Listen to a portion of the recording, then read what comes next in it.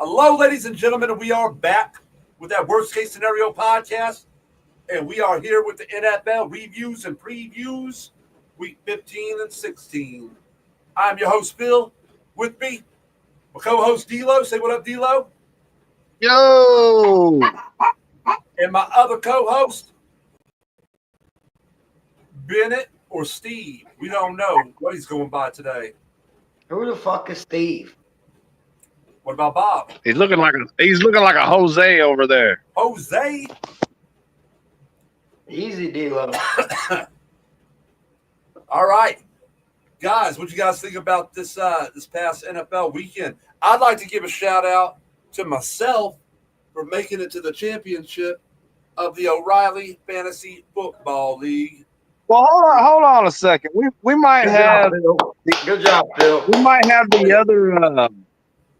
have the other opponent in the chat real soon. I'm sure he would like to come on and defend himself as you try to sit there and talk shit like you're going to dominate him in the championship game. Wait, look at this dude. First of all, is this dude half Mexican? Because he's in here now talking about I'm running Phil shit. You ain't running shit, Jacob. And your team, Big Black Diggs. You ain't knocking nothing. Cripple D Low is going to be the champion this year, baby. Hey, at least I made it to the championship game somehow.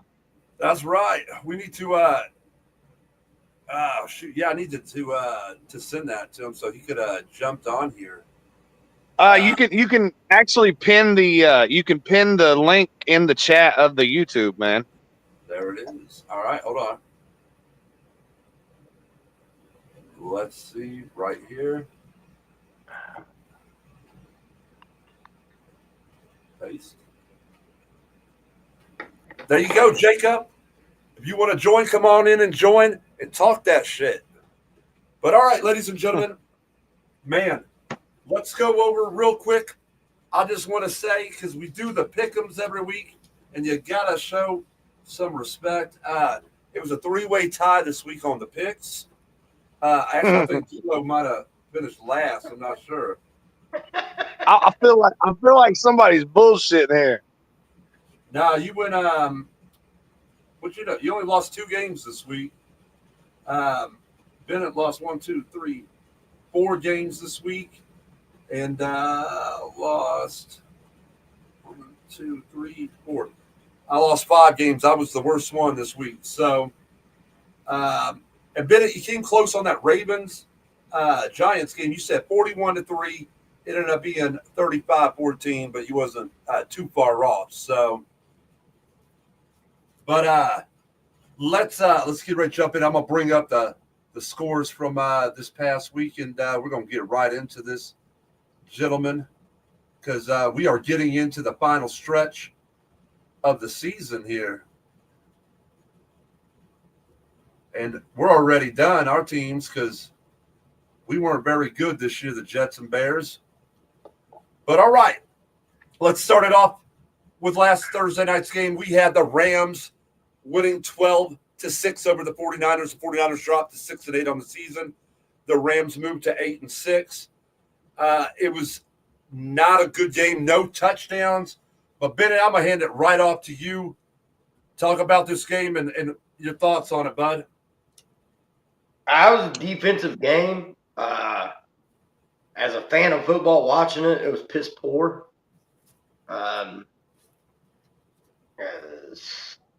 We got some Yosef in the chats talking about go Pat go.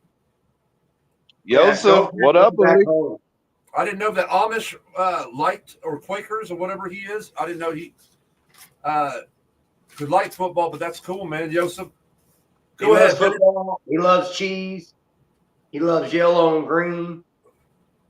Yellow cake, probably. Okay. Nah, this game was terrible. It was yes, terrible. It was. I mean, it was terrible to watch. I mean, you could look at it from the positive side and say, well, defenses are playing good, but is that really what it was? Or was the offense just that bad? It was a terrible game to watch as a fan. So I got nothing to add to that except for the 49ers continue to flounder. except for against dog shit teams. And the Rams are not great, but they eked out a win. Who's on top of that division now? The Rams? They're beating out the Cardinals now, correct? Oh, yeah. Hold on. Who we got here? We got Bill's dad here? Is that what it says? Oh, is that Honecker? No, that's Shane. That's my boy Shane, boy. What's up, Shane? It's not Shane, it's Jacob. I'm running Phil shit. We got Jacob on. What up, boy? He does have it labeled under there as Phil's dad. I appreciate that, Jacob. Damn, I thought it was Shane. I thought it was Shane. He keeps muting his mic. Yeah. Okay, I think he's doing that because he's doing something else, but it's good to have Jacob on here. We got Joseph up in the chat. Yeah, when it came to that Thursday night game, it was weird because Cooper Kupp got 0 points, and it's only the second time in his career, fantasy-wise, that he walked away with 0 points. D'Lo, what do you think about this Thursday night game with the Rams and 49ers? It was wild, man, because you got two offensive-minded coaches that, usually cut things pretty loose. I mean, they tend to go a little wild with their offenses at times, especially that Rams offense. Nakua and Kupp and Williams, they all usually have good numbers, but they couldn't put it in the end zone this time. And there's a lot of talks right now that Shanahan's kind of lost the 49ers locker room, man. So that's something to keep an eye on. Bennett, you got anything else on this game you want to talk about? I'll take Shanahan. Yeah, I agree, Ben. I'll take that nerdy youth up whore. It was a very sloppy game. We'll get on to the next game. And we had the Chiefs picking up a 21-7 win over the Browns. The Chiefs moved to 13-1 on the season, and the Browns dropped to 3-11. The news of this game was Patrick Mahomes leaving. X-rays were negative on him. But D'Lo, talk to me about the Chiefs and Browns. This was kind of a statement win for even though it's the Browns, they came out there and put a thorough beating on them. It was only a 2-touchdown win, but if you watch the game, they were intercepting Jameis left and right. They showed they were the better team out there. Now, they said it's a mild high ankle sprain on Mahomes. So will this hamper him at all? I just saw I know. He's clear to play, so. Yeah, he's cleared. So will it hamper him at all during the games? I doubt it. He's not much of a running quarterback. As long as he can put weight on it to fire the ball off, I think they'll be fine. Hey, Jacob, anytime you want to jump in, you can jump in, man. I know you got your mic is muted right now, so anytime you want to jump in, feel free. You guys got anything else on this? Bennett, what do you think about this Chiefs-Browns game? The Chiefs are going to beat the Browns. The Browns, every once in a while, they surprise you, but Chiefs were going to beat the Browns. But that hit was brutal. And they're talking about a high ankle sprain. It looked like a high vertebrae 10 sprain, a high elbow sprain, a high neck sprain. That's a brutal-ass hit, bro. They hit him from 3 different directions and landed on top of him. If he's going to play, good for him, but I wouldn't expect him to be very mobile this week. Not like you said, he's not like much of a running quarterback, but he is mobile. He just stays in the pocket and wanders around playing that backyard football style. That's what got him in that situation that day. So let's see how he goes through with it after this, because he's definitely got to be feeling some soreness after that hit. Oh yeah. Well, at least they came out and was able to win this game and didn't just drop it. You know what I'm saying, or just barely win it in the final seconds of the game. You know what I'm saying? That's how they've been doing it the last couple of weeks. Was just barely. Is he starting this week? I know he's clear, but is he starting? He's confirmed. Yeah. Yep. That's crazy. You're 12 or what? 13-1, 12-1, something like that. It's 13-1. crazy. So That's officially crazy the to start best. starting. They got the best Well, I record. mean, Are you they're not still. worried about home field advantage against Buffalo? Yeah, that's what I was gonna say. They're still battling Buffalo for that home field advantage, man. And I mean, whoever goes up to Buffalo, man, they're gonna have their hands full up there, man. That team they're looking good, and that weather's gonna play a factor up there. Oh yeah. All right, boys, let's move on to the next game. And we had the Bengals picking up a 37-27 win over the Titans. The Bengals move up to 6-8 while the Titans drop to 3-11. Burrow set a franchise record with 3 more touchdown passes as the Bengals picked up the W. Bennett, tell me your thoughts on the Bengals picking up a win over the Tennessee Titans. I mean, we expected the Bengals would pick up a W. What we didn't expect was Burrow to throw 3 touchdown passes and like you said, break a record there. And at the same time, throw 2 picks, lose 2 fumbles. I mean, he didn't play a good game. It looked like it. It looked like it from retrospect, but he didn't play a good game. He got beat the fuck up. Yeah, he did. Yeah.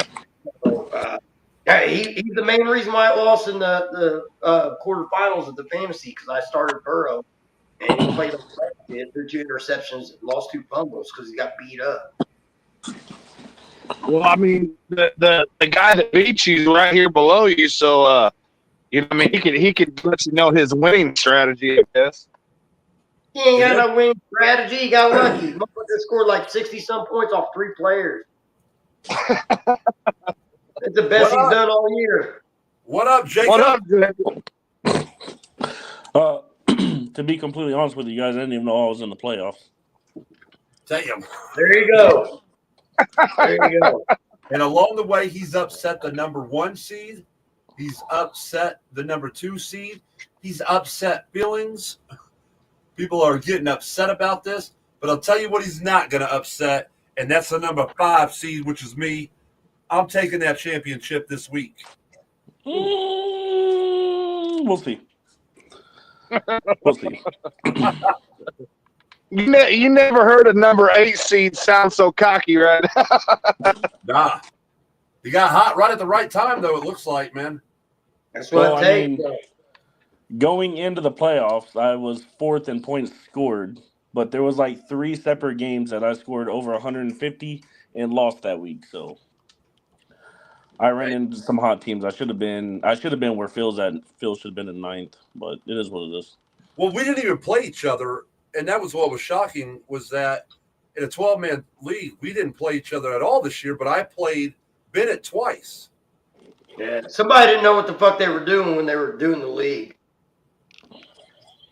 Well, it wasn't D'Lo. D'Lo passed it off this year. Yeah. But all right, man. Yeah, we'll get all that back in order next year for sure. So, Hell yeah. Let's move on to that next game, man. And we had the Commanders picking up a 20-19 win over the Saints. The Saints dropped to 5-9. Commanders moved to 9 and 5. Saints dropped to 5-9. D'Lo, what'd you think about this Commanders Saints game? Yeah, man. Commanders, they're an all right team. You got to look at the Cowboys and see how their defense has looked since what is it? Dan Quinn, is that his name? The coach of the Commanders? I believe so, yeah. Yeah, well, he was their defensive coordinator down in Dallas last year, and that defense has suffered since he's left. And look at the Commanders playing good and shit. I don't know, man. I don't know if it's something that's gonna last, or if it's like Bennett always says. Once you get a little tape on the guy, will he still be the same quarterback? I'm not sure if Jaden Daniels will be, but they're saying that Kingsbury is in the running for the Bears job, and I'm like shy as far away from that fucking dude as you can. I don't want Kingsbury with the Bears. So, other than that, man, I mean, the Saints, again, they were kind of an anomaly this year, and they started out super hot, and they just fell apart, and things haven't been right since. So, it looks like that the cream of the crop in that NFC South is definitely going to end up being the Buccaneers, because the Falcons are falling apart, and I swear to so God, are it's the the Saints. worst. It's the worst division every year. Like Yeah. you have teams coming out of that win that division that's got a losing record. No, the AFC South was pretty terrible like 3 or 4 years ago. Yeah, but I remember for the longest time there, whoever finished bottom the year before won the division the next year. It was crazy how that division has been over like the last 10 years. No, when Jacob, Brady was with the Jacob, Bucks, they before I jump dominated. in on this after Bennett, you're more than welcome to put your opinion on these games too, but It's kind of loud in the background, so when it quiets down, I'll jump in. It's probably something Bennett's doing. You could never trust him. What? It's all right, Bennett. Come on, alone. You're there with like 19 kids, motherfucker. Don't blame me. I have no kids. No, don't have my no background is kind of blame. loud. You know what, though? I don't think we thought it was going to be that close. We didn't think it was going to be a 1-point win by the Commanders over the Saints. I thought Commanders have hit a rough patch over the last few games, but really thought they were going to come in. Was Carr playing in this game, D'Lo? what's that, bud? What'd you say? Was David Carr playing in this game? I'm pretty sure he was, man. I seen Spencer Rattler was playing somewhere else. I don't know whose I am. No, Rattler's played this game for the Saints. Was it? Oh, I thought they had let him go after they benched him. They started three different they played three different passers. One I think was a receiver, Wilson Jr. But Jake was Jake Hayner. What? Number 3 on the team. He went 4 for 10 for 49 yards and an interception, was sacked 3 times. Yep. Yeah, I seen that at the very beginning of that game. They said Jake Hayner got the start. Yeah, not and then I think Rattler came in. He was 10 for 21 for 135 yards, 1 touchdown. But yeah, that's an issue. Without Carr there, that team, as we've talked about in the past, like Kamara can't even get going. In this game, dude, he rushed the ball 5 times for 12 yards. That's a telltale sign right there. When your best running back is only getting 12 yards. There was controversy in this game, too, at the end of the game. What was that, Bennett? They stopped the clock after a first down on the goal line. After a 1st and goal, they stopped the clock. Even though they didn't clock it or call a timeout, they stopped the clock for like 10 seconds or 6 seconds or something. It was very odd. At the end of the game, it didn't play a significant role in the outcome, but it might have played a significant role in the outcome of like the score. I don't remember how it went down, but yeah, the Saints had the ball and they went and they got a first down and it was 1st and goal, and they stopped the fucking clock for like 6 seconds and let them spike the ball to get another playoff, where they still might have got a playoff, but it would have been a playoff with like 1 or 2 seconds. You guys didn't see that? No. No, I don't think I did. Yeah, it actually happened, man. It was a huge deal. Like I said, it didn't play any outcome in that game itself, but for like sports bettors, it was very odd. That's the only reason why I noticed, because it got brought up to me at work with that they had fucking stopped the clock and let them get another extra playoff, basically. Damn. Yeah, I could understand why that would be an issue right there. All right, let's move on to the next game, and we had the Ravens picking up a 35-14 win over the G-Men of New York. The Giants dropped to 2-12 on the season, and they are 0-8 at home. That is horrible. And the Ravens move up to 9-5. Jackson throws 5 touchdown passes. Jacob, what do you think about these Ravens? They're pretty solid. I mean, Lamar Jackson is playing at an MVP level. As much as I hate to admit that, and then we got to play them in 2 weeks on Christmas Day, actually. So you're a big Texans fan, huh? Yeah, I'd like to say so. Some years are better than others, but for the most part. Hey, don't helmet hop, dog. Don't helmet hop. Pick a team, stick with them, bro. Oh, trust me, I've been there for the 2-14 seasons, the 3-13 seasons. I've been there through it all. So yeah, he's definitely diehard, man. D'Lo, what do you think about Jackson throwing 5 touchdowns and getting the win? Man, I'll tell you what, dude.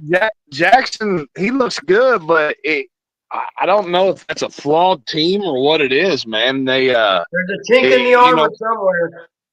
Yeah, well, I mean, dude, he's only thrown like 3-4 interceptions this season, man, but he's putting up like Jacob said, MVP numbers, man, but they're losing games that they should be winning at times and shit. So I don't know.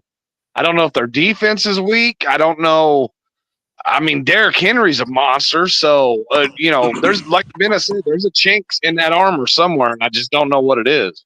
Yeah, D-Lo, well, he is he got the kink 30. in the armor for the Ravens is the playoffs. I mean, Lamar Jackson doesn't have a good track record when it comes to postseason. So, as good as I was might just be in saying the regular season, this regular season, I don't understand why they're dropping games that they shouldn't be. They should be right up there with the top tier teams in the league, like the Chiefs and the Lions and things like that. But they started out they're didn't they, D-Lo? I know, yeah. They started out like it looked bad at the beginning of the season.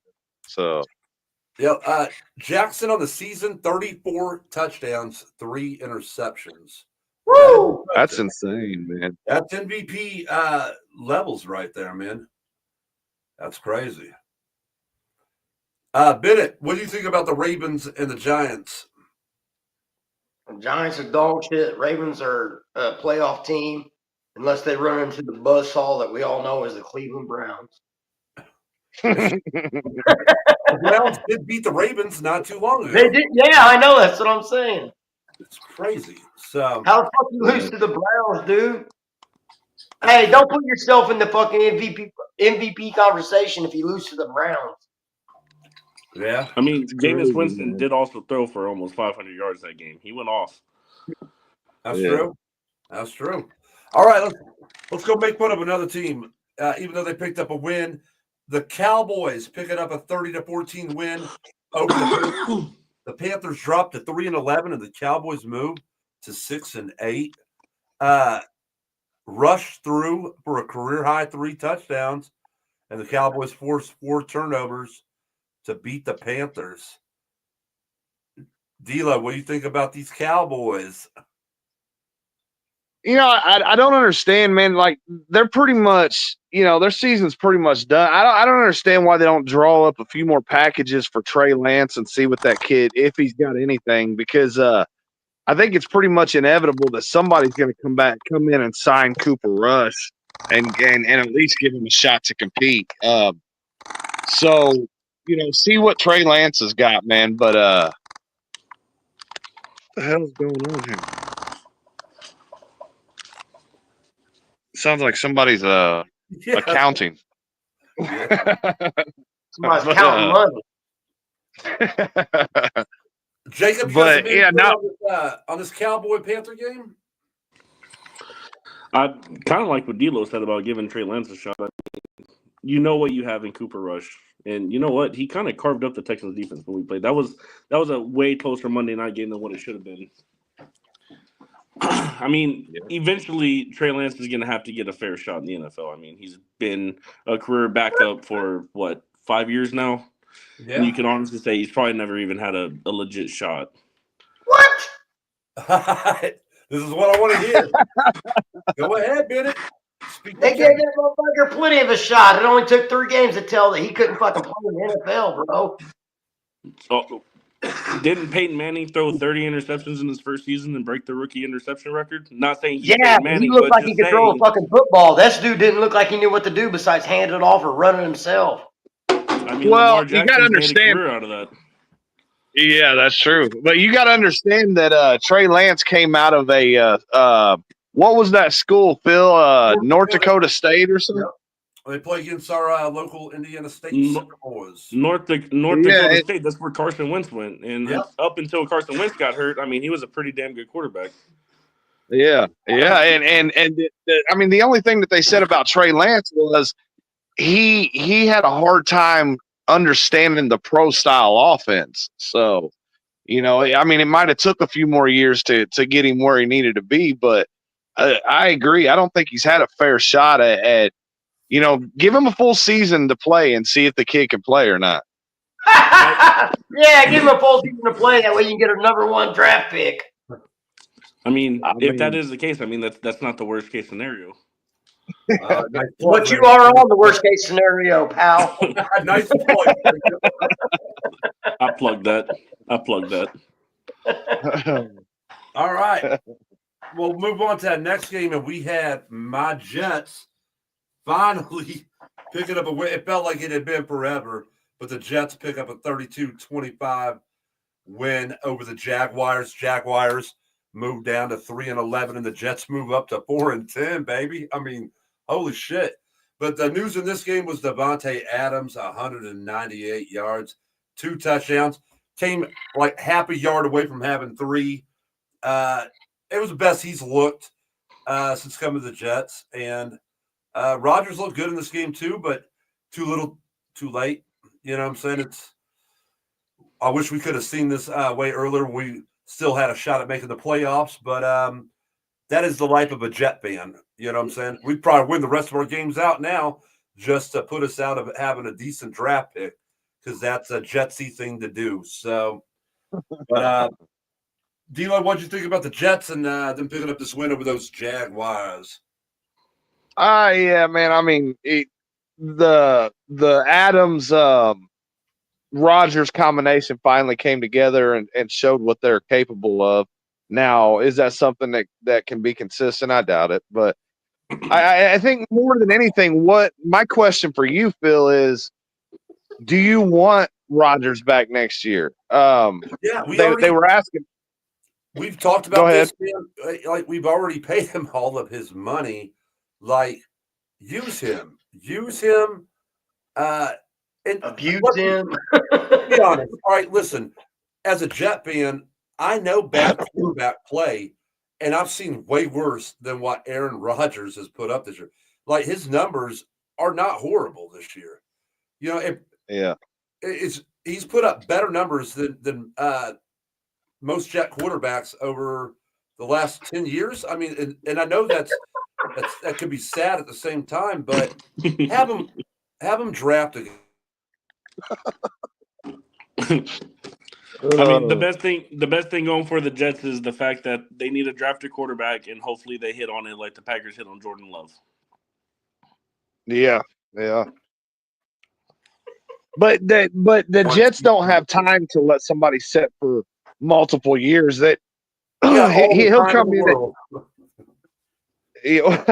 Well, I'm saying, he'll come in and best case scenario, he sets one season and then he starts. But if Rodgers comes in and plays like shit, they may end up throwing him in there, because just like they're doing in Atlanta this year, they owe Cousins $90 million, but Penix is getting ready to start.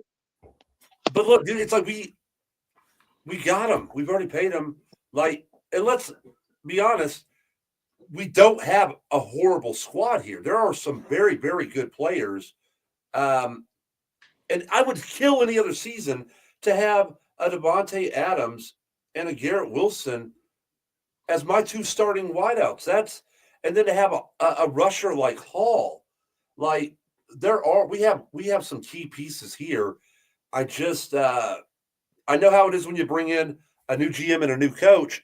They want to do things their way. You know what I'm saying? So, and maybe Rodgers doesn't fit into their plan, but dismantling this team when you could add a few pieces and make a playoff run, I'm still holding out that we keep Rodgers. If you want to, I'm not even sure what, because I'm not really sold on any of these top quarterbacks coming out next season.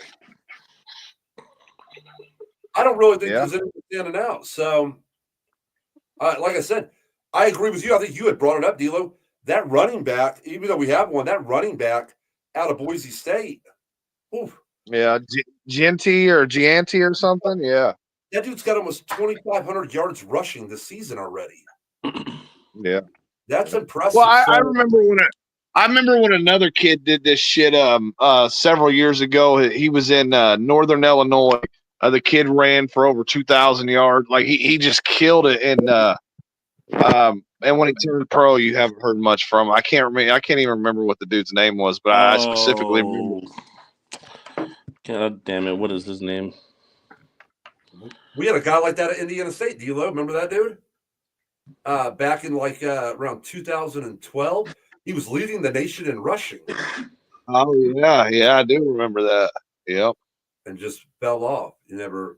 Who was that went to Northern Illinois, man? That one year he just blew the fuck up, dude. Had a crazy season, and everybody was jacked about him coming to the NFL. And I think he was small. Did he come to the Bears? Why do I feel like was it Wolf? Garrett Wolf came from Northern Illinois. That might have been. That was back in 2006, man. What? No.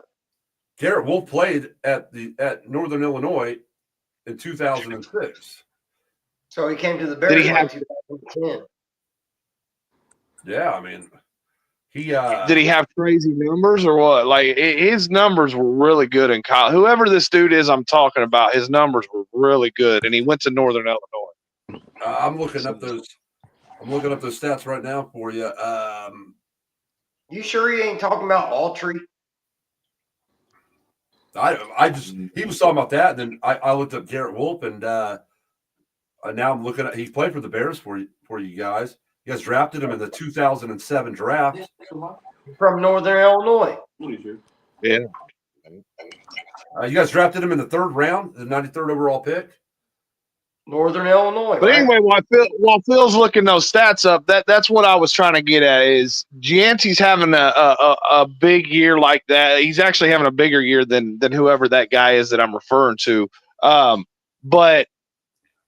And he's also in a Division I school, not a FCS school or whatever it is. So he's playing against better talent. But I mean, I've seen so many running backs come into the NFL and they expect these guys to light it up and they don't do shit. Remember who was the one that got drafted by the Browns and then he got traded to the Colts? Was that Richardson? Anthony Richardson? Yeah, that dude came from Alabama.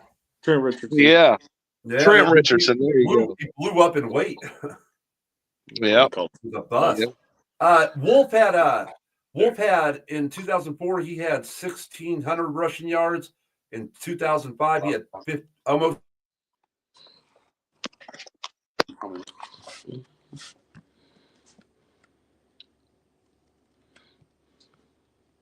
I don't know. Let me get back to the subject, though. I didn't get to share my thoughts on this game.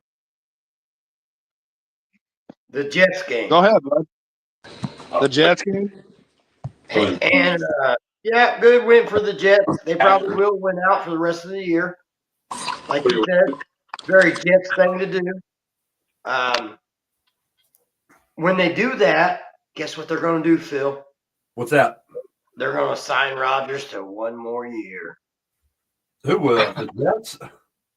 Yeah. Hey, listen, I know you guys hate on him. You know what I'm saying? No, I know, but I know you love him. And he's a savior, but he's not. He's a piece of he's not. He's not like what the Bucs got out of Brady, and he's not what the Broncos got out of Manning. No, he's way more than that. He's more like what the Nazis got out of Hitler. First of all, though, his attitude has been a lot better. I know you always hating because he was a Packer for all those years, but I'm telling you, man, he No, I'm hating because the dude look, yeah, I do hate because he was a Packer for all years and kicked the Bears' ass, but I hate him as a person because he runs a fucking team and he's a quarterback. but that's not on him. He usually runs a team into the ground. It's not that if he was good at bringing in, he gets these guys that are his buddies in the NFL, and he's like, anywhere I go, you're coming with me type of shit. And it's like, well, Brady went out and got Gronk. Brady went out and got Gronk. Yeah, Brady went out and got Gronk, but Aaron Rodgers went out and got an old ass Randall Cobb, Alan Lazard, who's overpaid. Fucking, there's a couple other players I think that Devontae, so. It happens. All right. We'll move on from my Jets. We'll move on to the next one, man. And we have. I think they're going to win Super Bowl next year, Phil. Shit. Yeah. We might have the first round draft pick next year. Who knows? But all right, man. We had that. Oh, we all know it's not real what I just said. Yeah. All right, Jacob, this is right up your alley. We had the Texans picking up a 20-12 win over the Dolphins. The Dolphins dropped to 6-8. Texans move up to 9-5. And I was happy with this because I had Collins, and Collins had 2 touchdown catches on my fantasy team. So I was loving this. But, Jacob, we've talked about the Texans this year because at the start of the season, if you looked at the Texans on paper, you thought this was top 3 team in the NFL. A 13-win team. Like, they were stacked. They're trending in the right spot right now, but it seems like people they had CJ's number this year after his rookie year where he came in and played as good as he did. It just seems like defensive coordinators, they study tape on him, and he has not put up those kind of numbers this year. You agree with that? No, yeah, I agree with that. I think a big thing is the offensive line has been just nothing short of abysmal. I think he's number 1 in pressured dropbacks, and then I think he's 3rd in sacks. I think the biggest thing, the biggest problem the Texans had going into this season was the fact that they had 2 number 1 receivers, and then Tank Dell, on a bad team could be a number 1 receiver. So yeah. I think they drew up the playbook to be a little too complicated for a second-year quarterback.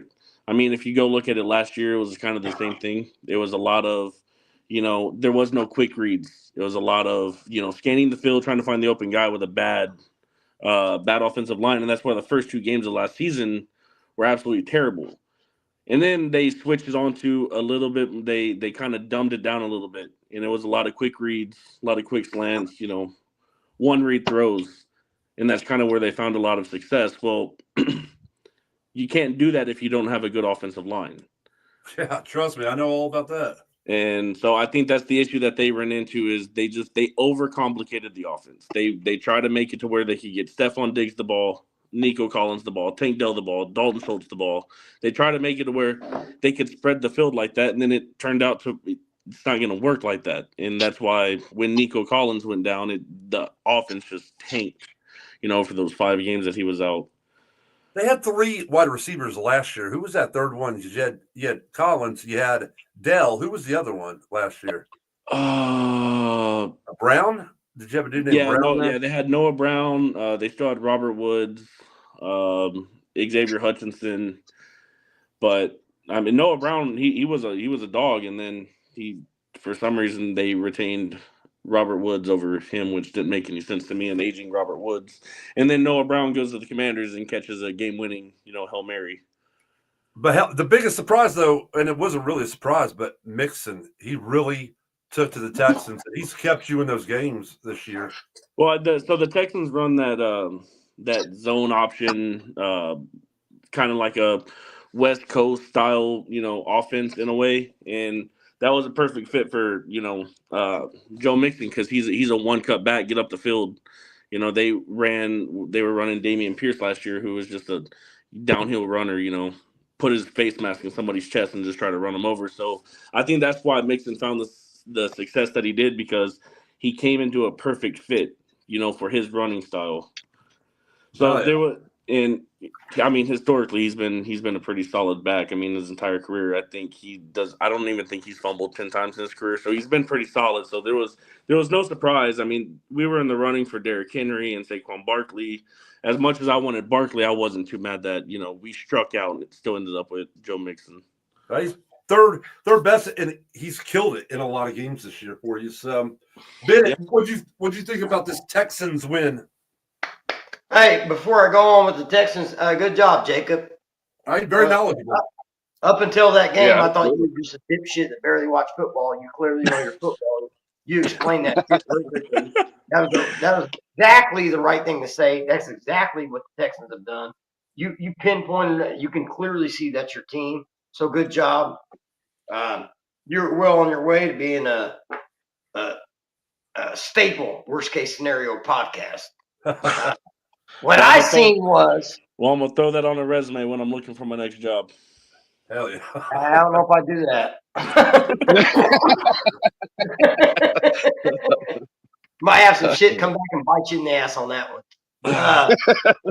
But what I've seen is exactly what Jacob just explained. Mixon has turned the Texans into what they were last year, into more of a balanced team, which is what they needed. They got tape on the quarterback now, and that makes it really hard after you play 10 to 12 games. They do have a good receiving core up there. I don't think they're badly coached. I don't think they're greatly coached at the same time. I think someone more on the other side on the offense would be able to do something with it. But at the same time, who's your coach up there? DeMeco Ryans. Yeah, I think it leans more towards the defense. Now that you say it, I know that. But yeah, he's definitely a defensive-minded head coach. The Texans' biggest problem right now on offense is CJ is trying too hard to hit home run plays on every set of downs. If you just take what the defense gives you, I mean, I think Joe Mixon had 3 catches for 60 yards or something crazy like that going into halftime. Like, if you just take what the defense gives you and you can average, 5 yards a play, I mean, you're in the money. You're fine. Yeah, and that's exactly what they did against the offense. Don't hold on to the ball against the Dolphins. Dump it off. Let the guy that gets a pass get the work, put the work in, and fucking get a first down. Once you get a first down, we can do it again. We got a whole new set of downs. If you get 7 first downs from the kickoff, you're in the end zone.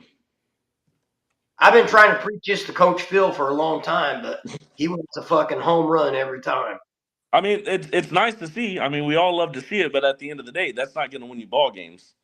No. What we try to do? Try and win ball games. That's it. Won ball games. And, I mean, the Texans defense, they have a championship caliber defense, and the offense last week against the Dolphins did exactly what it was supposed to do. You flip short fieldage, and you take your check downs and you just walk yourself into the end zone. You don't have to hit a home run on every play. Not everything has to be over 20 yards, and that's what they did against the Dolphins. And it's going to be a tough matchup this week against the Chiefs, but do the same thing. Outlast them, man. Outlast them. Put some pressure on Mahomes. Outlast them. So we'll see what happens. It sucks that we lost, Aziz, but getting Christian Harris back is definitely a big bump on the linebacker core. Good job, man. Jacob, A+. Phil, D-. Dila, what do you think about those Texans and them getting that win? Yeah, I talk to Jacob most every week, and he's been telling me how bad that offensive line is every week. Just saying it's atrocious. And but great signing when it came to Mixon. I honestly wish the Bears would have looked more at somebody like a Mixon more than a DeAndre Swift. But, it is what it is. We're stuck with that. So, yeah, man, good win by the Texans. You guys are obviously the cream of the AFC South. They're not a great division. Anthony Richardson's possibly one of the worst quarterbacks I've ever seen for the Colts. Will Levis, he can't stay in the game. They keep swapping him out with Mason Rudolph. What's that, bud? I said when he does, you probably don't want him to. Yeah, no, absolutely not. Phil was convinced he was a good quarterback for a while, but Levis, he knows his shit when it comes to football. Yeah, I'm telling you. But I told you, Steve's coming out tonight. And then the Jaguars in that division are trash too. So you guys should definitely take that division. We'll see how dangerous you're going to be in the playoffs, but you guys definitely need to worry about fixing that offensive line in the offseason for sure. And the crazy thing is about the offensive line, it's if I'm not mistaken, it's the 10th highest paid offensive line in the NFL. The year that they had drafted Stingley, which if I'm not mistaken was in 21, instead of drafting Kyle Hamilton, who's on his way to becoming an all-pro safety if he could put a full season together, they went and reached and drafted Kenyon Green out of A&M, who has just been absolutely just garbage, just straight ass. That dude's terrible.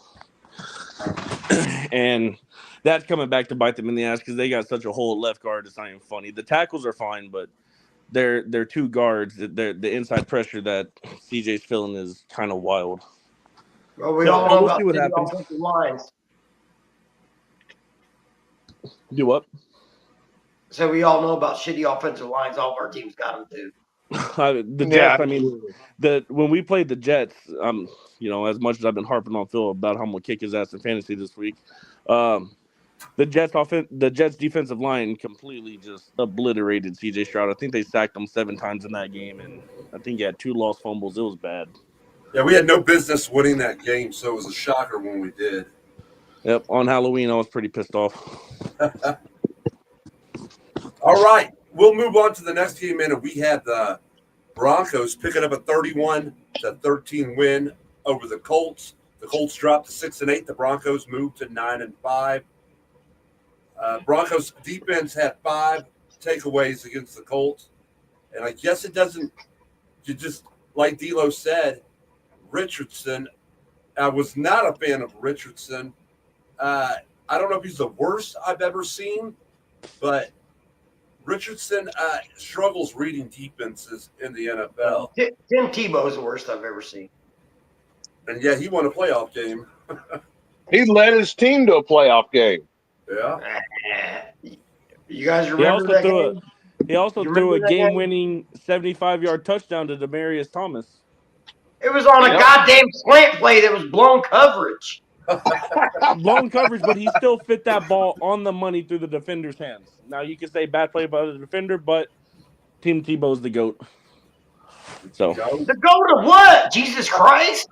College football, baby. What? D'Lo, what do you think about the Broncos picking this win up over the Colts? It was expected. Broncos are a better team, better coached, better talent on the field. Bo Nix is looking like he's fitting right in that Sean Payton system, and Anthony Richardson's trash, man. I foresee the Colts getting ready to go through a whole nother regime change, and things are just gonna, they're a franchise that's in peril right now. They don't know which way they're going, so they're probably going to have to draft another quarterback in the early rounds, and we'll see what happens with them. But their defense has been very leaky this year. Their offense hasn't moved the ball. Like they got problems on all sides of the field. So, and it's just one of those deals. Like I said, it was expected that the Broncos come out and get that done, and they did. And the Broncos, you guys have been preaching the Broncos to me all year, man, telling me how their defense is legit, all this. I took me a little while to buy into it. I was like, man, I don't know, man, and they look legit for real. So definitely give you guys your props on that. Beat the Jets, man. I was surprised at how well that defense was. And Bo Nix wasn't even playing as well then as he is now. Like now, he's looked a lot better. But that Broncos D, man, I'm telling you that it's one of the better ones in the NFL. Bennett, what did you think about the Broncos and the Colts? Was what we expected. Again, going back to everything you guys touched on everything that was correct. Bronco defense is legit. Phil, you brought that up. I'll give you credit. You were the first one to bring it up. I'm snake bit. That's the real deal. And Richardson being the Colts quarterback in the long-term future, I'm not on board. Bo Nix, on the other hand, Denver's defense or Denver's offense, he's putting it all together. He continues to make mistakes, but he's a rookie. We expect that. And I think Denver just rises from here, and the Colts decline from here. Damn. Hey, D'Lo. Yeah, bud. Yeah, bud. We talk about that running back, man. I'm not sure if it was a running back that you're talking about, but you guys drafted this guy from Northern Illinois. He was a quarterback named Lynch. Jordan Lynch. Name what? Yeah, that's definitely not who I was talking about. That dude was throwing for 3,500 yards in college, and then was also running for 2,400 yards on the ground too. He was a Heisman finalist. So I didn't know if that's who you was talking about. No, it would. That dude never even made the field. Yeah. Okay. All right. Jacob, what you think? You got anything you want to add in on this Broncos Colts? I mean, like everybody else said, it was expected. The Colts are a declining team right now, and it's kind of weird because Shane Steichen was a finalist for head coach of the year last year, and this team is absolutely dog water. I think they got away from. I think in hindsight, looking back, they'd probably rather have retained Gardner Minshew than letting him walk. That way they had somebody to rely on that's not, a 42-year-old Joe Flacco who just found the fountain of youth last year. Oh, guys, hold on. Jacob is. Joe Flacco fucking proved that he was almost an MVP candidate last year, pal. Mm-hmm. And then what happened this year? Oh, he got older. So, Jacob is 100% nailing it on the head today. All right, let's move on to the next one, gentlemen. We had probably the game of the week, and it was the Buffalo Bills picking up a 48-42 win over the Lions. Lions dropped down to 12-2 on the season, while the Bills moved to 11-3. Surprising the Lions, both of their losses have come at home. It's a little shocking to me, but D'Lo, talk to me about the Bills and the Lions and what you thought about this game. I actually in my weekly picks that I get in, I pay money to get into. I picked Buffalo this week. It just seems like Buffalo, they tend to show up in some games that you expect them to lose. Like they showed up in the Chiefs game.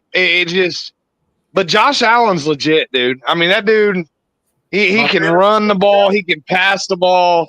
He's legit, man. So I think 2 straight weeks he's gotten me like 50 points or right around 50 the last 2 weeks. That's helped me win both playoff games. So I mean, he's running them in, he's passing them. But yeah, Bennett, what did you think about Bills and Lions? Finally, I can say the Lions are what we thought they were. Shit. You ran into the buzzsaw called the Buffalo Bills. And they came to your house and they tore it down. They huffed and they puffed and they blew your bullshit house down. And guess what, guys? There'll be a playoff game where I can repeat this same scenario. The worst case scenario for the Lions. Somebody's going to huff and puff and blow their shitty house down. Because Buffalo's not even the number one team in AFC. They are a good team, but they're not number one. Somebody's going to come back in Detroit and beat the shit out of them. Dude, Bennett, I don't know if you know this, but I mean, Goff looked great. Only problem was he threw the ball 59 times. He threw for 494 yards and 5 touchdowns. Hey, what's that mean, Phil? You bring it up every other time when somebody throws the ball over 40 times. What's that mean to us? Yeah, no, I agree. Because we Means you're losing the game. Means you're losing the fucking game. But man, I mean, what? Don't bring it up this time because it's the Lions and you got a fucking soft spot for them.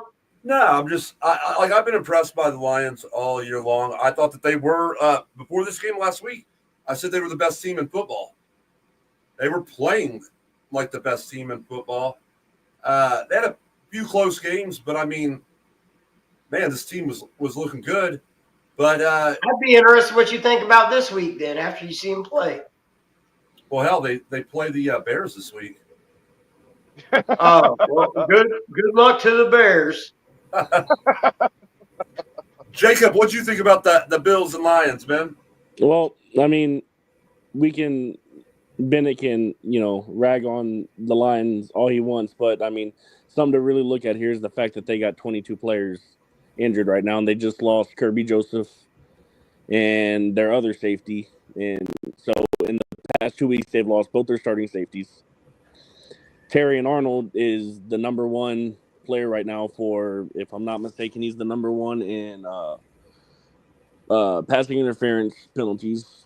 So the Lions are good, but I mean, to say that their decline or the fact that they're losing games right now, or that just they're high, they have a high powered offense, but if you get Jared Goff flustered, I mean, he will make mistakes. I mean, yeah, he threw for 494 yards, but he also threw 5 interceptions to the Texans. But I believe that they dropped this game to the Bills because their roster is injured. They are a well-coached team. I mean, Dan Campbell is the perfect coach for that team because he trusts his players. If it's a 4th and 4 on the Lions' 40-yard line, he's going to go for it because he trusts his players, and the players play hard for coaches that trust them.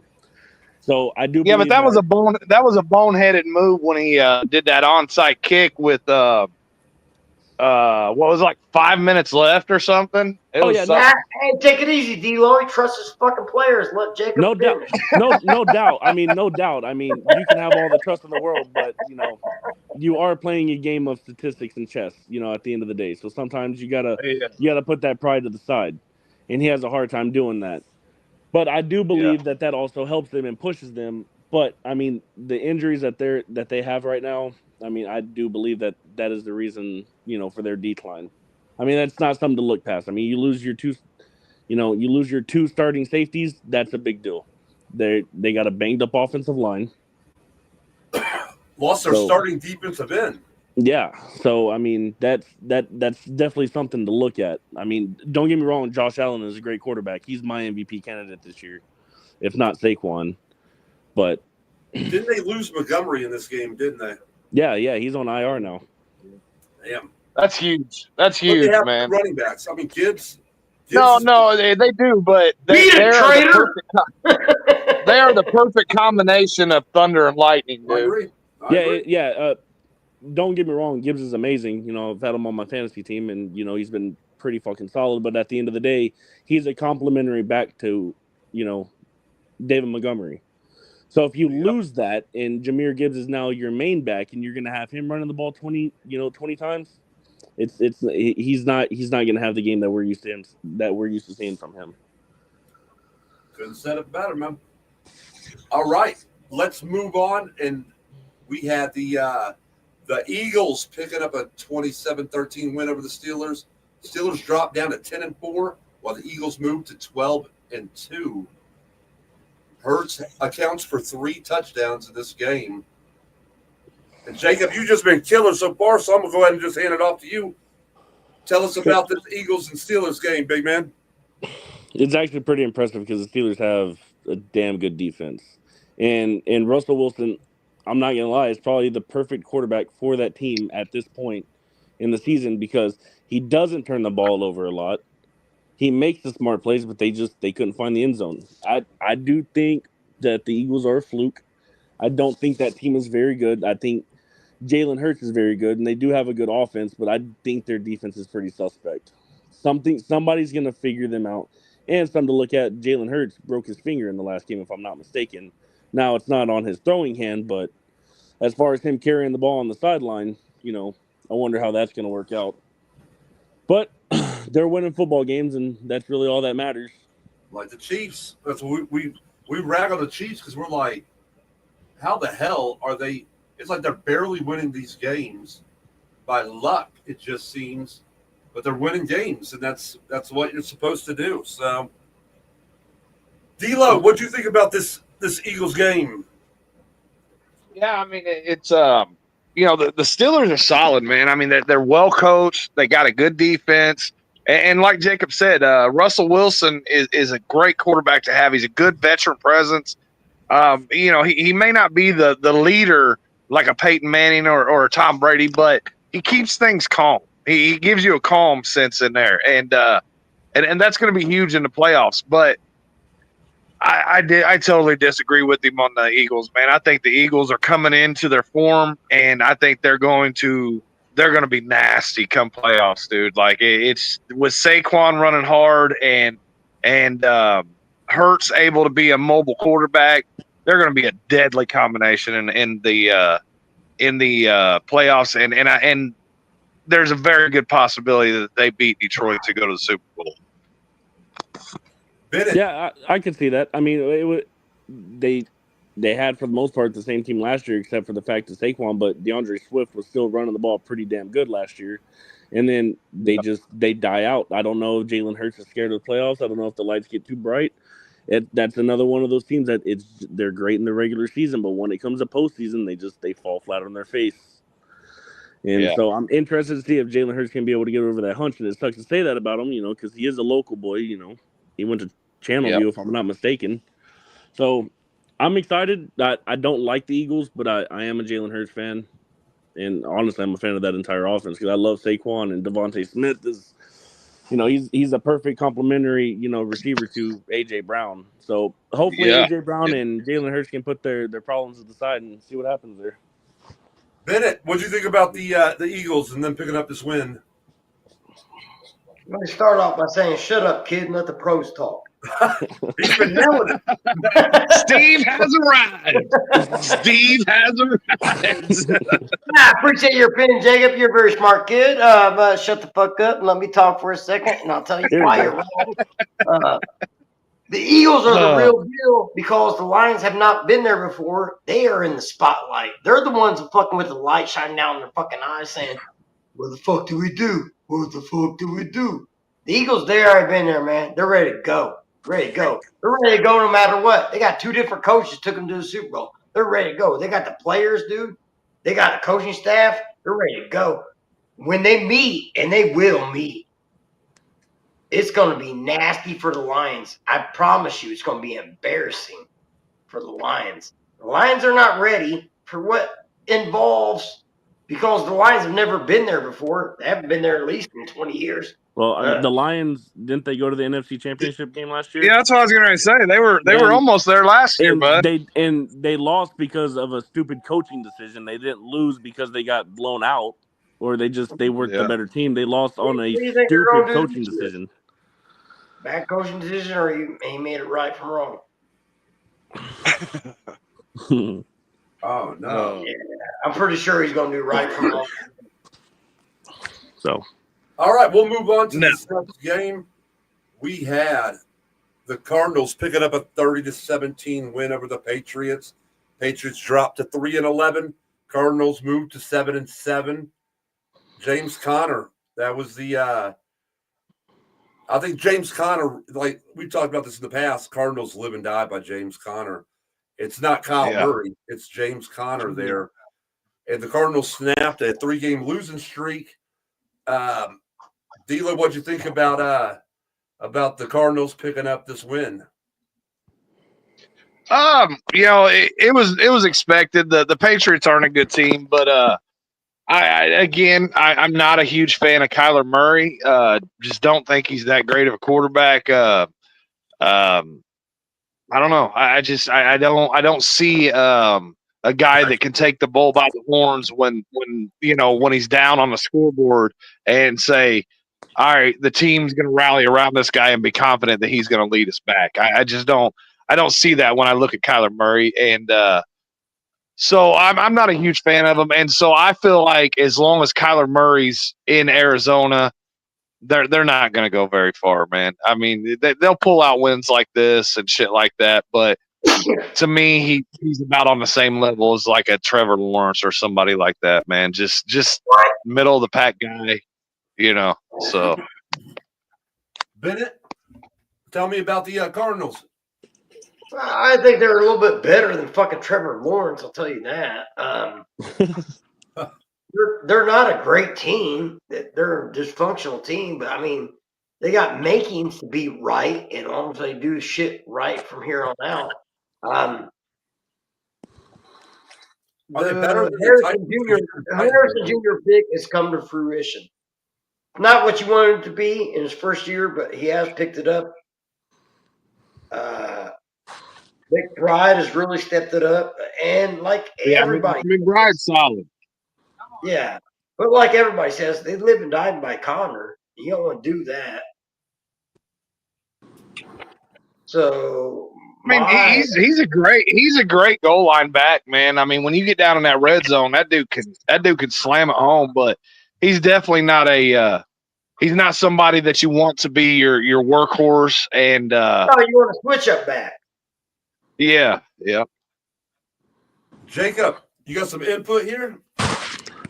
I'm gonna have to disagree with D'Lo here on Kyler Murray. I don't think he has the right coach for him. I mean, because if we want to go back and look at when Cliff Kingsbury, was running the show over there, I mean, Kyler Murray was an MVP candidate for a couple years, and he is a good dual threat quarterback. But I think that team they can score points, but I don't think that the scheme is good for Kyler Murray. Now Phil was right. You live and die by if James Conner is going to be James Conner or not.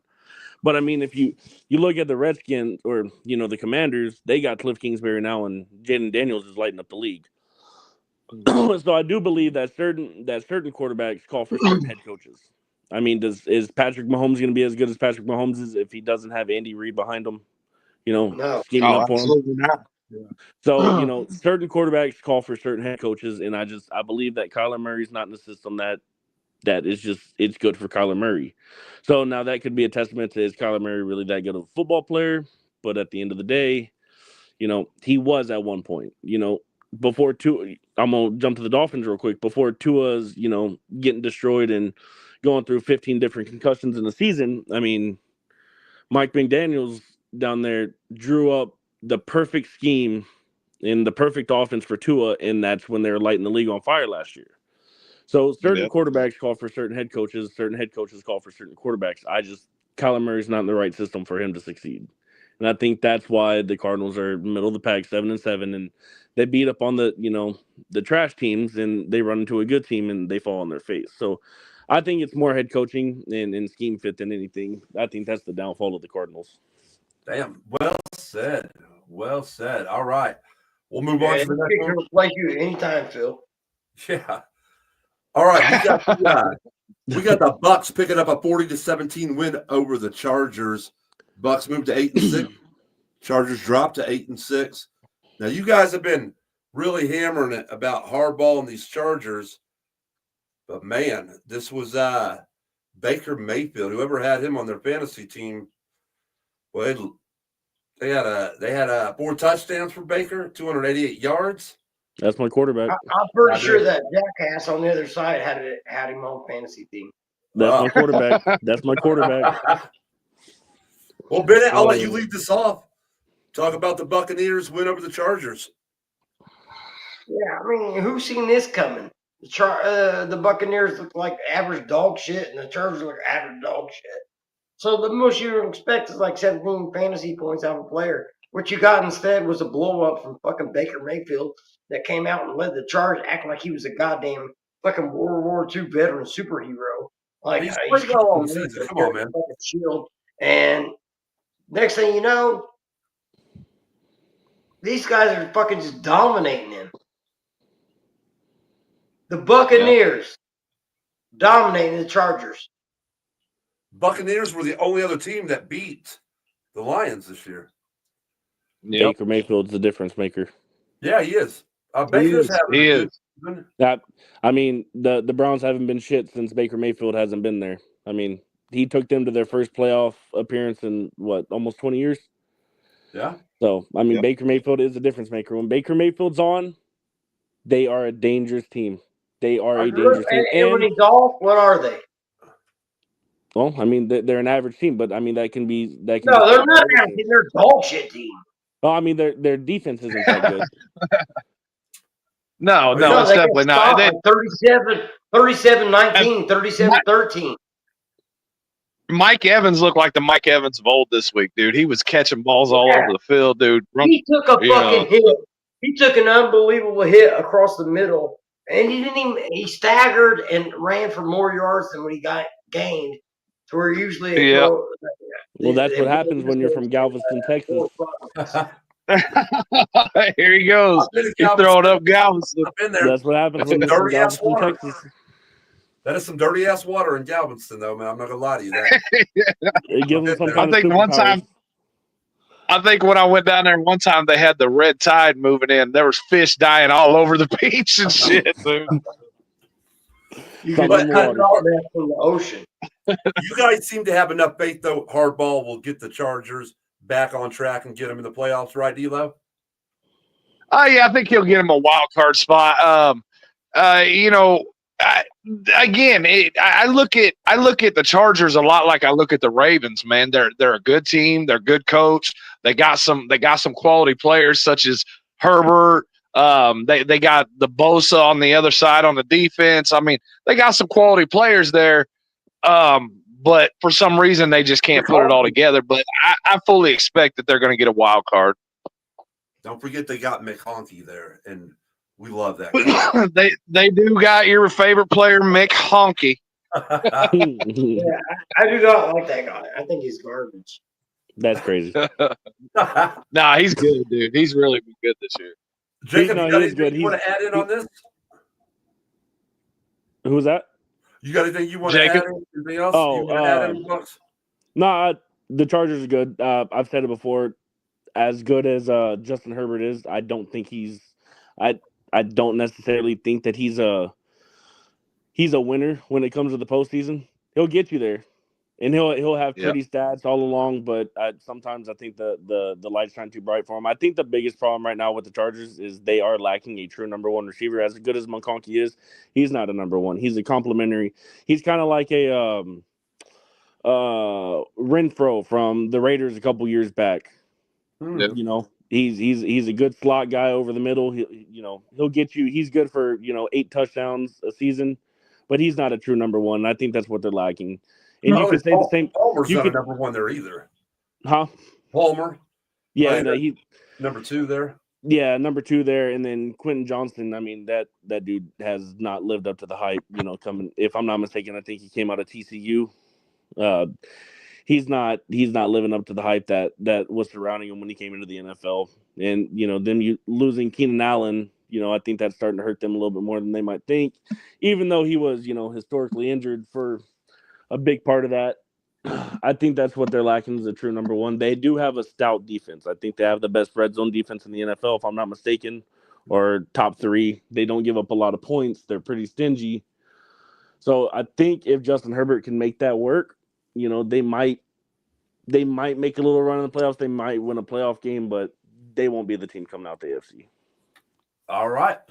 We'll move on to the. Well, let me ask you something real quick, Jacob. Hold on real quick before we move on. Jacob, you talked about Kyler Murray being a in the wrong system down in Arizona. Me and Bennett have kind of talked this year about we think that Herbert's kind of in the wrong system there in San Diego. Number one, Harbaugh's used to having a dual threat quarterback, such as a Kaepernick, things like that. Also, he's a run first system, man. the coordinator that he pulled from Baltimore, Greg Roman, I believe it is. That dude's a run the ball down your throat kind of guy. So, do you see Herbert being in the wrong system and possibly, after a couple of years, moving on for Harbaugh to find a better fit quarterback for his system, or what? I mean, you could call Justin Herbert a true pocket passer because I mean he is a throw first quarterback, but he does have some wills and he has extended plays with his legs when he's needed to. Maybe not as much this year as previous years. I didn't hit on it, but I think what they are missing is a true number one receiver and a solid back. Had they landed a Joe Mixon or a Saquon, if they were in the runnings for them, or a Derrick Henry, it's a completely different looking offense because you have to respect the run, and then then he torches you over the middle, and that's what they're lacking right now. It's a lot of screen plays, it's a lot of plays that are 5-yard throws, and you're kind of just hoping that your players on the outside make the plays. So that offense is missing a good solid running back. I think it's running back by committee if I'm not mistaken right now. Yeah, it definitely is. And they were the old Ravens running backs that always got hurt. Gus Edwards and J.K. Dobbins, I believe. Yeah. Both of those guys have, I think, one's torn their ACL twice, and then one's torn their Achilles. I mean, that's not gonna their lifespan isn't that great. I mean, that's why the Ravens didn't retain them, and that's why they moved away from them. And you see what the difference that a 31-year-old Derrick Henry makes on a team. Absolutely. All right, we're going to move on. I think this was the Sunday night game. We had the Packers picking up a 30-13 win over the Seahawks. Packers moved to 10-4. Seahawks dropped to 8-6. The news of this was Geno Smith injured his knee in this game. Have you read anything, D'Lo, about? I haven't seen any updates on it. I'm not sure. I don't even know who's their quarter. Is it Drew Lock up there? Sam Howell. No, Drew Lock. Sam Howell. That's what it was. Yeah. Sam Howell. Yeah. Drew Lock's with the Giants. You're right. Yeah. Bennett. You there, Bennett? Yeah. Hey, what do you think about the Packers and their win over the Seahawks? It was solid. It was one of the most solid wins I've seen at the season. There weren't no goddamn onside kicks. There were no overtime. There were no fucking last-second field goals. The Packers, as much as I hate to say it, look like the goddamn Packers that I've been telling you guys about. You have been saying legit, and we weren't buying into it. D'Lo, what do you think? What do you think about the Packers and them picking this win over the Seahawks? Yeah, every week that we were sitting there telling Bennett he was crazy about how the Lions are a good team, and he says they're fraudulent. He's been also preaching that the Packers were legit, and we've been saying that they're bullshit. I mean, got to give them credit, man. They have showed up, and Jordan Love's been a lot better than expected. And man, I mean, they're getting it done. It's crazy to think, man, that we're going to have 3 teams probably come out of the North this year going into the playoffs. So, and not the Bears. That's what sucks for you guys. Yeah, we're the one team that's not going to be there.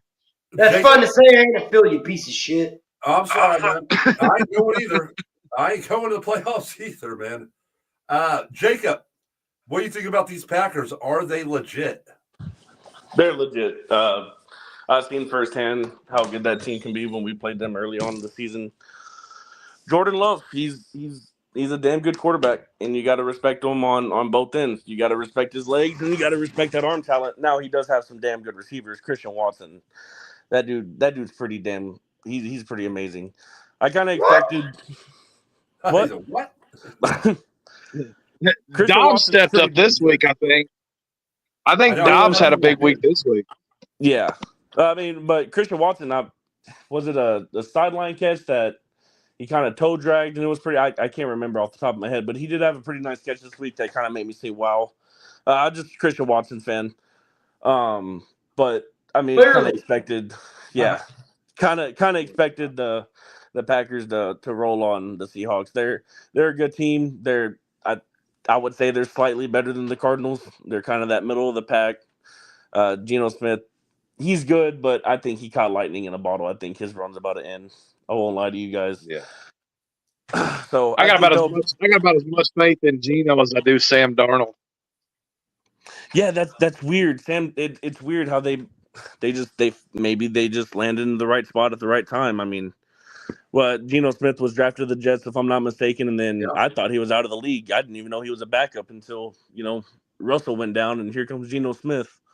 Well, Yeah, he got his jaw broke. He got his jaw broke in New York, and ended up in Seattle. Locker room. So, yeah, the Seahawks aren't that good. But as long as Sam Howell can throw, 3 touchdowns to JSN this week, so I can beat Phil, that'd be cool.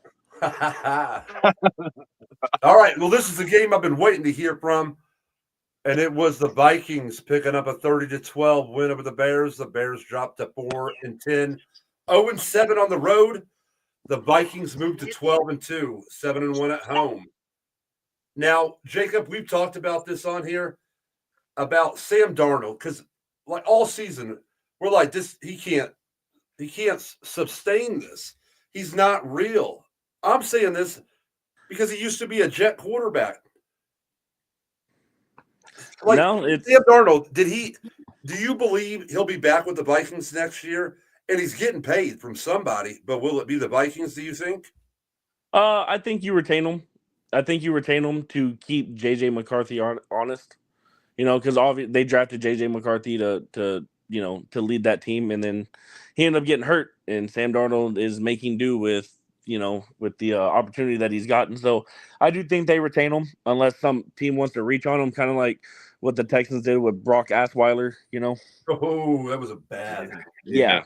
That was So maybe that happens, and if it does, good for Sam Darnold. He got paid. I don't think he finds his luck anywhere else. I mean, he's almost in a perfect spot. I mean, you got Jordan Addison, you got Hawkinson, and you got Jettas. Jefferson. So I mean, you throw a little 10-yard slant to Jettas, and he's going to take it for 30. Most of the time. So he's just in a good spot. It's quick reads. He doesn't have to make any miraculous throws. He just gets the ball to the playmakers and lets them work. We got a listener that listens to us, Jacob, and he's a big Vikings fan. He's a big Minnesota everything, but me and D'Lo went up and watched the Astros play the Twins up there in Minnesota opening weekend. Was a year ago, but he doesn't believe that Darnold will be back with the Vikings next year. He said he's going to get paid, but it's going to be somewhere else. So, yeah, I mean, I'm thinking that somebody's probably going to offer Darnold around $35 million, and I just can't see the Vikings doing that after they took McCarthy in the first round. They traded up to get him, and they took him, and it's just hard for me to think that they're going to pay him that kind of money to only come in and be a competition quarterback. It's hard for me to believe that they would, and we've talked about this on here, Jacob, that if the man gets you playoff, if he makes a deep playoff run, how are you going to not bring him back and say we're going to go with J.J. McCarthy? And if you do bring him back, then he's got to start for you. Because you're going to have to pay him something. He's going to get paid. So we just like to hear other people's opinions on this because I still am not sold that Sam Darnold is legit. I'm waiting for Lucy to pull the ball out underneath him and Charlie Browning will go flying up in the air because I've seen Sam Darnold as a Jet quarterback. I've seen him with the Panthers. Like, it's Sam fucking Darnold. So, I don't know. But if he makes a deep run in the playoffs, I say Minnesota's got to bring him back. Like, otherwise you're going with an unproven guy. You don't know how J.J. McCarthy is going to be at the NFL level, and you have all the talent. I believe you got to bring him back, even if it's like a 2-3 year deal. But he's going to get paid either way. Yeah, I think they retain him. Like I said, unless somebody reaches and they overpay him, because it's going to be very easy to overpay Sam Darnold. He's going to get overpaid. because I don't believe that he's legit. Yeah, and you know what? Maybe we're wrong. Maybe it's one of those. He found the perfect system for him, and maybe he goes on to make a deep playoff run. But if he gets retained, I think it's to keep JJ McCarthy honest. That way he just isn't handed a starting position. He's actually got to work for it. So Let me ask you guys this question real quick, because we've talked about this other quarterback just a little bit ago, and I believe this other quarterback's better. But I'm going to ask you guys, who's better? Is it Sam Darnold or is it Baker Mayfield? I think it's Baker Mayfield. Oh, it's Baker Mayfield. I agree. Yeah, I agree. I know Bennett probably does not agree, but Baker Mayfield, the way he got thrown out in Cleveland was so shitty, but he resurrected. He chose to fucking go out there. What's that? He chose to go out there. He wanted to be out there.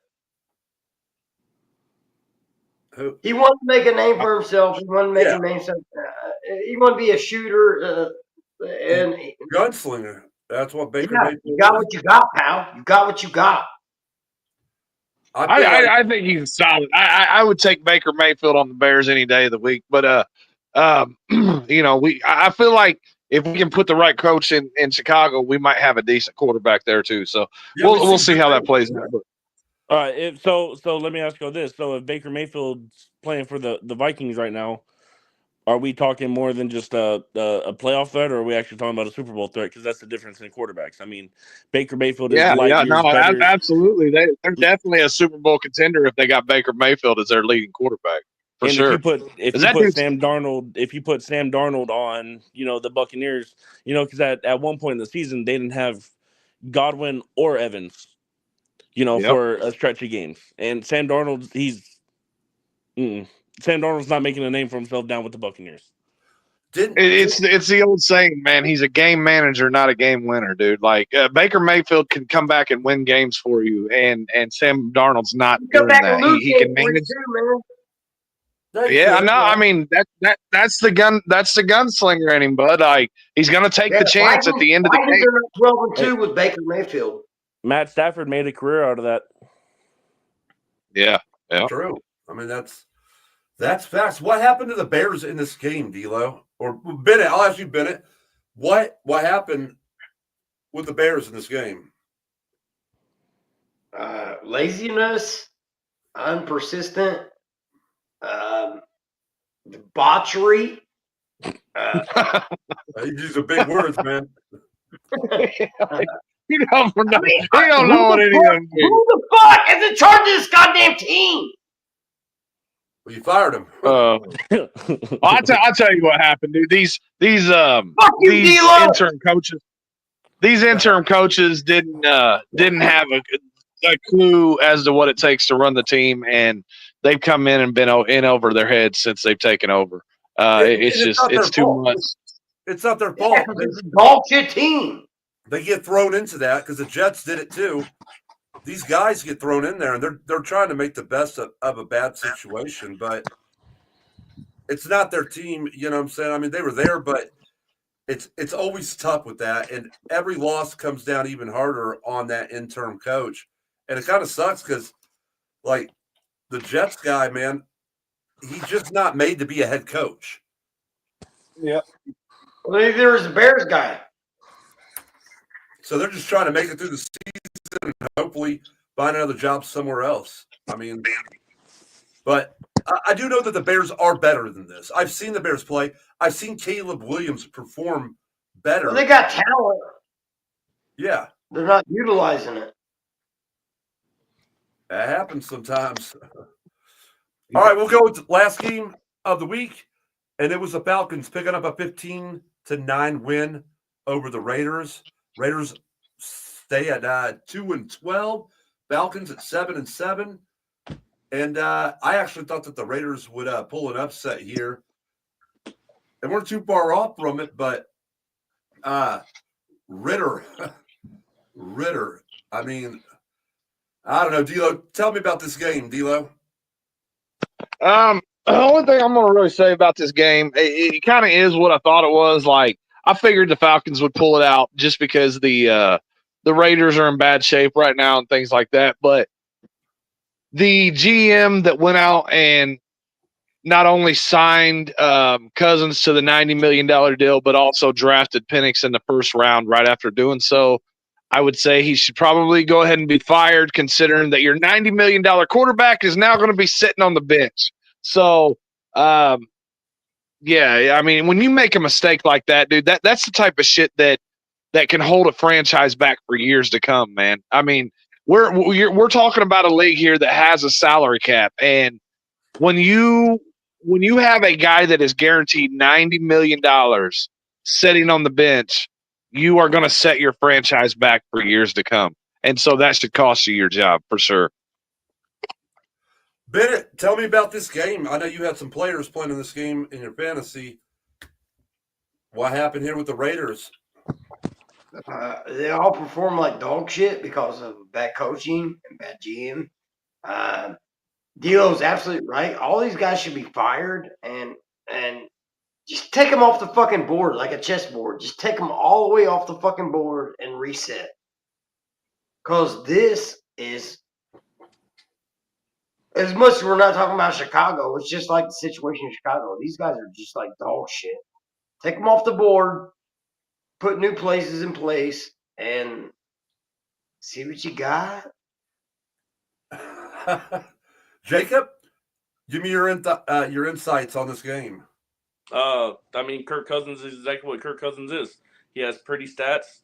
He's going to make some games exciting with how many yards he throws for, but he hasn't been very good in the playoffs. And to even get a team to the playoffs is starting to become a stretch. They overpaid for him, just like the Vikings did. And what did the Vikings do with the last 4 years that they had Kirk Cousins at the helm? I mean, it's like D'Lo said, when you got a $90 million quarterback sitting on the bench, you're destined for failure. I mean, look at the Browns right now with Deshaun Watson's contract. Now, whoever is the agent for Kirk Cousins right now should go into the Hall of Fame immediately. He's going to make like he's going to make like $362 million. That'll get you in the Hall of Fame, kid. Huh? No, he said whoever the agent is for Kirk Cousins should be in the Hall of Fame. Yeah, that'll get you in the Hall of Fame. No. Hey, I'd take it.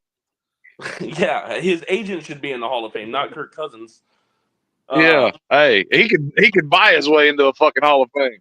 Yeah, he's I don't know, his carelessness with the football is becoming an issue, and that the Falcons team is way too good. I mean, on paper they were one of the top teams at the beginning of the season, and then they went out. Well, yeah, man, you got Bijan, you got Pitts, you got Drake London, you got Mooney, you got I mean, great players all the way. These guys, some of these guys are young and unproven, but coming out of college, these guys were high caliber players, man.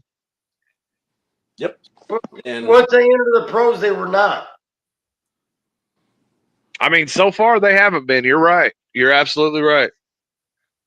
Yeah, so they ain't Hall of Fame shit. D'Lo, we've talked about this before. I don't know if there's another quarterback that's had this many big money deals as Kirk Cousins has. That's what Jacob was saying, man. He said, up there in the Vikings, his last couple deals were fully guaranteed up there, and then he goes down here and gets this massive deal in Atlanta. His agent should definitely be in the Agent Hall of Fame for sure. Like, this dude has gotten him paid, dude. I think he's gotten 3 straight, at least $100 million deals. Kirk Cousins is in the same tier as Dak Prescott. They're going to have very pretty regular seasons, but you cannot rely on them to get you or to win a postseason game. And it's as simple as that. Some teams are just content with pretty stats and filling the stands. Well, it's what do you do? Do you let a guy go that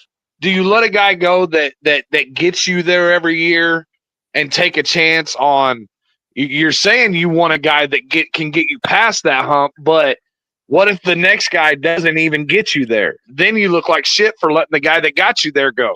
It's a gamble, man. You're absolutely right, but I mean, if some fans are just content with the playoff appearance, I mean, because at the end of the day, that's who you're trying to please. You're trying to please your fans. So if it's fun getting there, then it'll never be an issue. But if the team's constantly expecting more, that's when it's going to become an issue.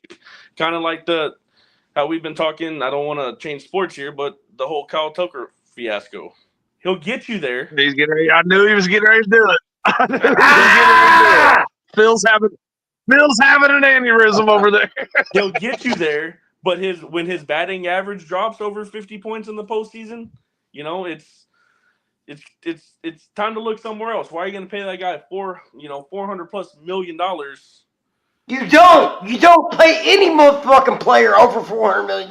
You don't play a pitcher over $400 million. You don't play your home run king over $400 million. That's where you went wrong, you dumb fucks. Guess what? You are worth as much money as somebody is willing to pay. That's right. That's right. So, all right. Here's what we do, Jacob, and I'm going to get your picks. We usually do the picks, see who's going to win. So I'm going to throw your picks down with us and see how you do against the pros here. And this is week 16, and we're starting off with I think the game tonight. The Broncos and Chargers. Hold on, bring this up on the screen here. All right, and that game starts in just a little over an hour. But we got the Broncos traveling to play the Chargers. I'm taking the Broncos. Who you got, D-Lo? I'm gonna go ahead and go with the Broncos as well, man. They've showed me that they're legit, so we'll see how it goes down. Bennett? I'm gonna get LA. What? LA. He's going with the Chargers. Okay. Jacob, who you got? This is a pretty important game for both teams. As much as I want to ride with the Broncos, I think I am going to go with the Chargers on this one. Nice. I want to see what Bo Nix is going to do against an actual stout defense. I have Cortland Sutton, so I'd want Bo Nix to do good, but I think the Chargers pull away with the home win. All right. Next up, man, we got the Texans traveling to Kansas City to play the Chiefs. That was a big game right there. Texans have all the firepower that can win this game. I just don't. Chiefs find a way to pull these damn games out. I'm going to take the Chiefs. Who you got, D-Lo? I'm going to go with the Chiefs as well, man. Even though Patrick Mahomes is hobbled, it's outdoors. It's getting cold out. The Texans aren't used to playing in that cold weather. So, I'm going to go ahead and go with the Chiefs. Bennett, who you got? Chiefs or Texans? All right, Texans. Texans. That's what the fuck I'm talking about. I don't think I got that. Do I, Jacob? So I'm going to be a homer on this one. I've been going back and forth.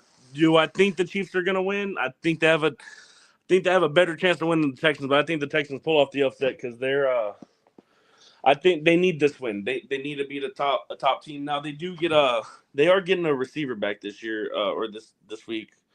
Can't remember who it is off the top of my head that they've been missing. Marquise Hollywood Brown. Yeah, they're getting Marquise Brown back. God damn it! I'll go back to the Chiefs. I think this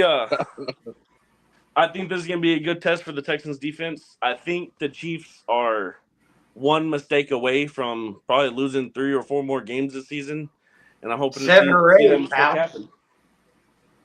So, I'm gonna go with the Texans with an upset. All right, nice. That's 2 games, 2 splits. And to add on to what D'Lo said, CJ Stroud played at Ohio State for 4 years, so I mean he's used to cold weather. So yeah, but I mean he's now a domer, So we'll see what happens. Let me be all right.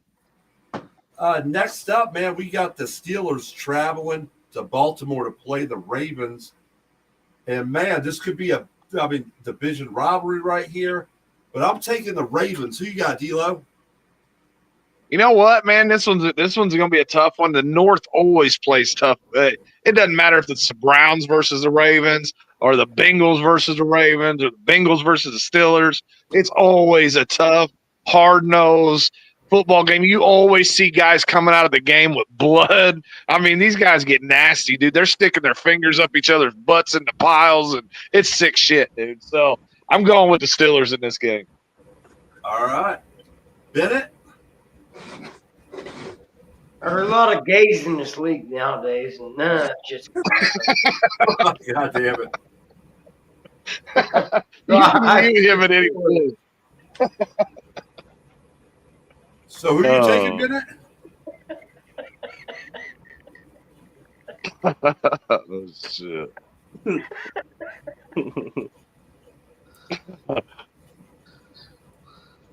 Who Yeah, you He done forgot who to.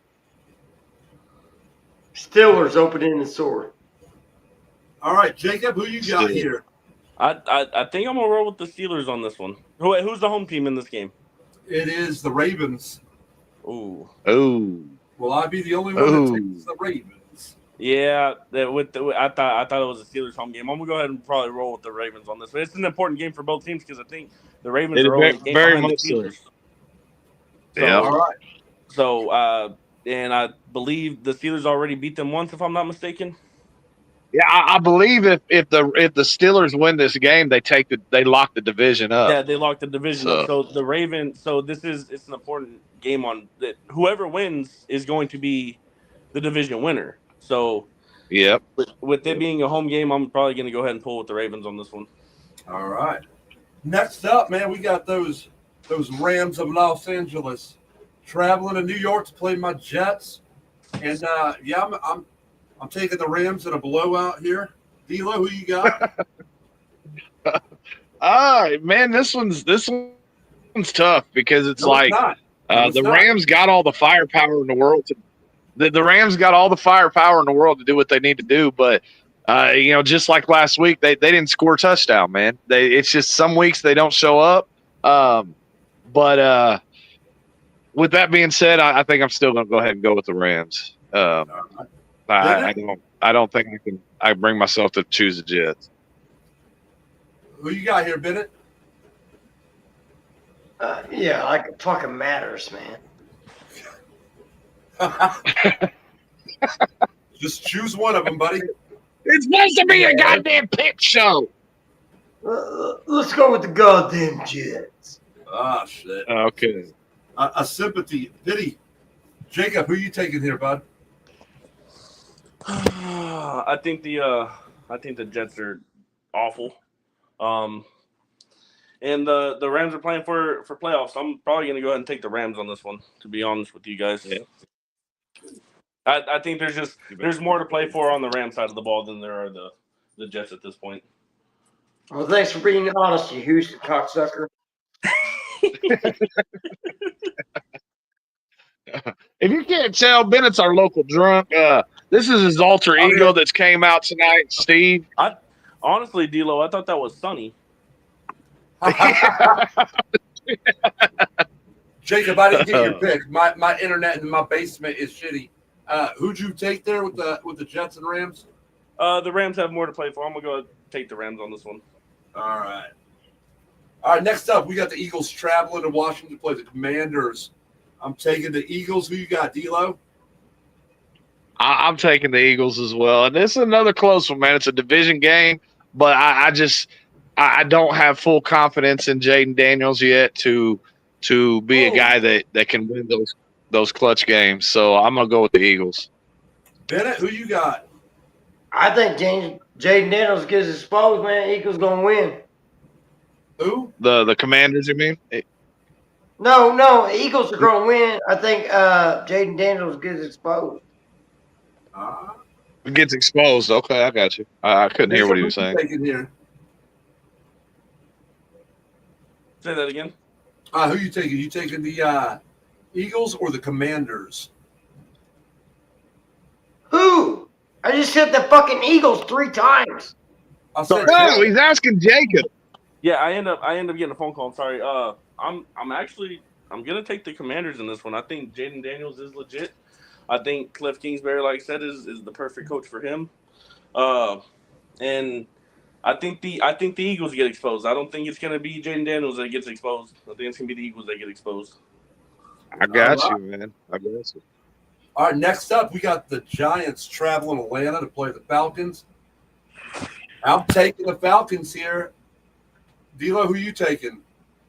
Yeah, I'm taking the Falcons as well. Bennett?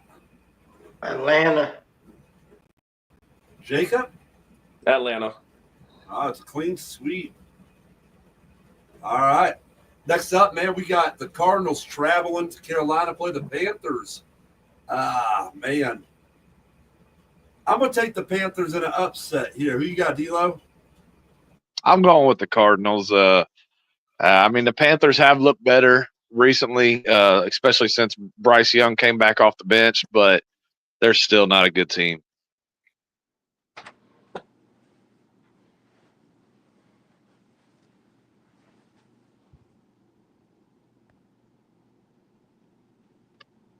And Did we lose Phil?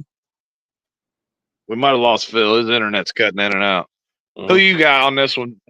Who you got on this one, Jacob? I'm gonna take the Cardinals in this one. I need James Conner to have a big game so I can whoop Phil's ass. I still don't think Carolina. I still don't think Carolina's that good. Like you said, I am a Bryce Young fan, but he's still years away from where he needs to be. Yeah, absolutely. What do you think, Bennett? Carolina. You got Carolina in this one. Very nice. That's. I mean, like I said, I actually don't even think it's close. Oh, okay. Well, all right. Oh, All right. I didn't get that last one, damn internet. So I didn't get anybody's picks on the Cardinals and Panthers. So, D-Lo, who'd you take? I took Arizona.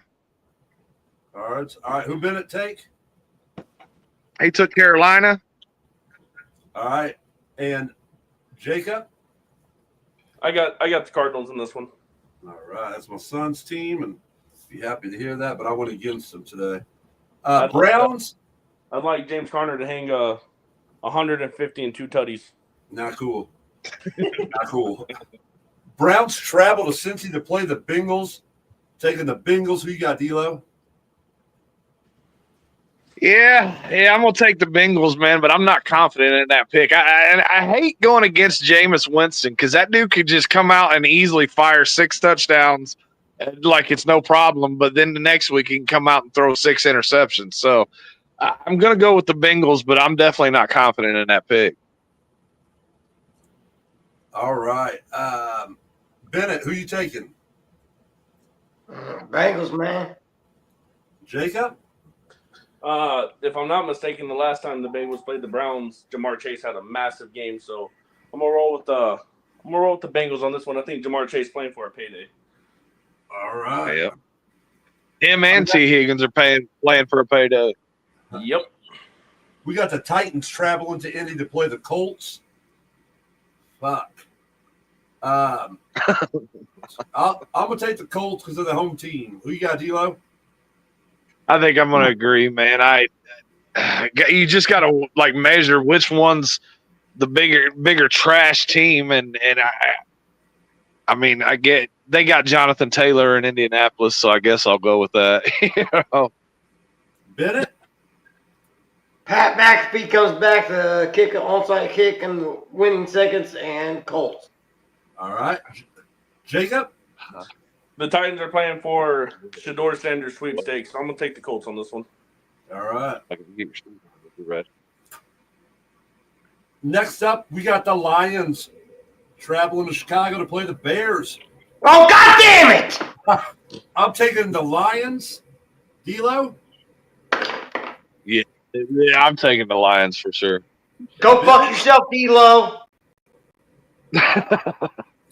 Who you taking, Bennett? Who do you think I'm fucking taking? All right. No, he Jacob? I'm rolling with the Lions on this one just to piss Bennett off. All right. Oh, is that really why you're trying to piss me off, motherfucker? All right. We got the Vikings traveling to play the Seahawks in Seattle. I'm taking the Vikings. D-Lo, who you got? I'm gonna go with Minnesota as well. Bennett? Yeah, Seattle just He's just resorted to Seattle grunt. they seem right lately, man. I gotta go with Minnesota. All right. Jacob? I'm gonna call this game the battle of the career backups. I'm gonna go ahead and roll with Minnesota on. All right. Next up, we got the Patriots traveling to Buffalo, play the Bills. Taking the Bills. D'Lo? We'll go with the Bills. Bennett? Super Bowl champ Bills. Jacob? Yep. Yeah, Patriots are playing for Travis Hunter. I'm gonna go ahead and take the Bills on this one. All right, we got the Jaguars traveling to Oakland, not Oakland, but Las Vegas to play the Raiders. God, that's a terrible game. I'm going to take the Jaguars and Mac Jones. Who you got, D'Lo? Who? Mac Jones. Who? Mac Jones. Jones. Yeah, I'm going with the Jaguars. Bennett? Raider Nation. Raiders. Raider Nation. Raider Nation. Jacob? I think Anthony Pierce is playing for a head coaching job next year. To retain the head coach, I think he has the team ready. I think they beat the Jags. All right. Next up, 49ers traveling to Miami, play the Dolphins.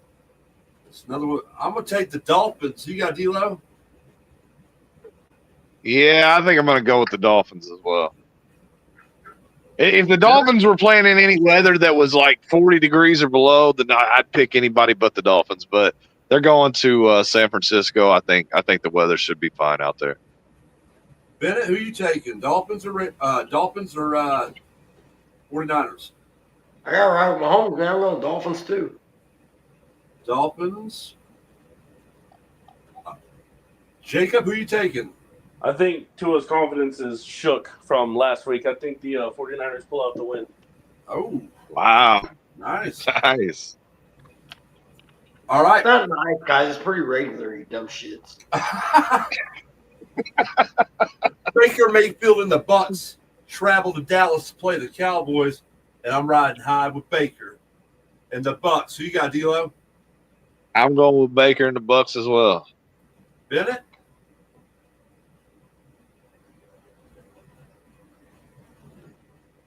You there, Bennett? He doesn't want to pick Baker Mayfield and the Bucks, so he backed out. I think he fell asleep.